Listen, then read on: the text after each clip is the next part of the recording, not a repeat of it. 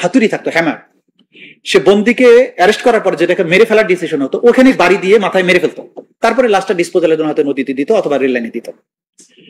কাউকে মারা হতো ইনজেকশন পুশ করে, সেই ইনজেকশন পুশ করে তখনই মেরে ফেলা হতো, এবং কাউকে মারা হতো ইনজেকশন দেওয়ার পরে মরে নাই তখন পলিথিন পেঁচিয়ে দিত মুখে যাতে শ্বাস নিতে না পারে। এগুলো ছিল এক্সিকিউশনের পদ্ধতি।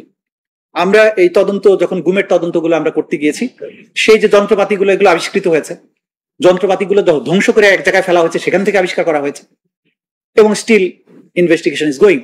এই যে প্রক্রিয়া, তাদের শাসনামলের যে মানুষের সাথে তাদের আচরণ, তারা যে একটা গ্যাং অফ ক্রিমিনালস, এইটা প্রমাণ করার জন্য এই পটভূমি এই ট্রাইব্যুনালের কাছে অসম্ভব গুরুত্বপূর্ণ। সেজন্য আমরা এটা তুলে ধরছি গত 15 বছরে কি ধরনের শাসন বাংলাদেশে প্রতিষ্ঠিত ছিল, কেন তারা 2024-এ এসে নিরস্ত্র সিভিলিয়ানের এগেনস্টে এইভাবে ঝাঁপিয়ে পড়লো with all forces, helicopter, drone, lethal weapons, submachine গান, রাইফেল। এই যে তরুণ ছাত্র যুবকদেরকে এইভাবে মারলো নির্বিকারে, এবং মেরেই শেষ করলো না, চিকিৎসা নিতে দিল না, পোস্টমর্টেম করতে দিল না, পুড়িয়ে ফেললো, দাফন করতে দিল না, কবরস্থানে নিতে দিল না, জানাজা করতে দিল না। এই যে কাজ, যে মানুষের ক্রিমিনাল অবস্থা, তার ক্রিমিনাল মাইন্ডসেট কতটা তীব্র হলে কোন লেভেলে গেলে এই কাজগুলো করা সম্ভব হয়, সেগুলো তারা করেছে।